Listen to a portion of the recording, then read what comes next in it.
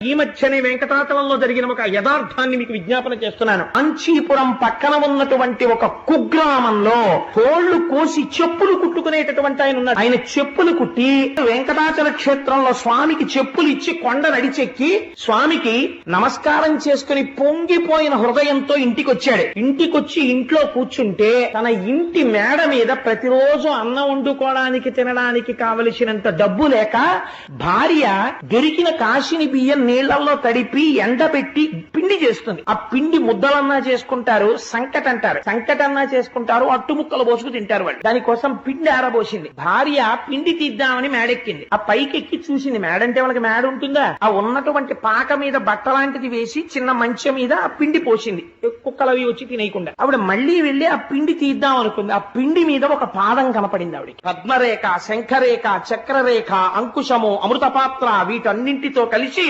వెలిగిపోతున్న పాదముద్ర ఒకటే ఆ పిండి మీద కనపడింది. ఆవిడ చూసి ఆ పాదముద్ర చూసి పొంగిపోయి ఏమిటి పాదముద్ర అని భర్తకి చెప్పింది. ఆయన వచ్చి చూసి ఈ ముద్ర చూస్తుంటేనే అవ్యాజమైన ఆనందం వస్తోంది. పెద్దలు పంతులు గారిని ఎవరినన్నా తీసుకొస్తానని తీసుకొచ్చి చూపించాడు. తీసుకొస్తే ఆయన చూసి అయ్య బాబో ఇది వెంకటేశ్వరుడి పాదం రా అన్నాడు. వెంకటేశ్వరుడి పాదం పిండి మీద పెడితే ఆయన ఏం చేశాడో తెలుసా అండి? నాకేమొచ్చు, నా స్వామికి వచ్చి చెప్పిస్తాను. నా స్వామి కాలి సైజు తెలిసింది. మొన్న ఇంత చెప్పులే పట్టుకెళ్ళా, ఈ సైజుకి సరిపడ చెప్పు చెక్కుతానని ఒక తోలు పట్టుకొచ్చి తాను చెప్పులమ్ముకు బ్రతకవలసిన వాడు ఉన్న తోలు దాని మీద పెట్టి కోసేశాడు. ఒక్క చెప్పుకే సరిపోయింది. ఒక్క చెప్పు అందంగా కుట్టి తల మీద పెట్టుకుని నడుస్తూ వెంకటాచలం వెళ్లి కొండెక్కే మార్గంలో ఇచ్చేస్తానన్నాడు. అదే సమయంలో శ్రీకాళహస్తి దగ్గర వేరొక చెప్పులు కుట్టేవారింట్లో కూడా ఇదే పాదం పడింది. అక్కడ ఎడం పాదం పడింది, ఇక్కడ కుడి పాదం పడింది. ఆయన చెప్పు కుట్టి తల మీద పెట్టుకుని ఇద్దరు ఒక్కొక్క చెప్పే పెట్టుకుని కటిక దరిద్రులు చెప్పులు కుట్టమ్మేవాళ్ళు చెప్పు పట్టుకుని ఇద్దరు చెప్పులు పట్టుకుని ఏకకాలమునందు కొండెక్కే మార్గం దగ్గర గుడికొచ్చారు. ఇద్దరు చెప్పులు తీసుకొచ్చి అక్కడ పెట్టారు. ఖచ్చితంగా సరిపోయే కుడి పాదానికి ఎడం పాదానికి.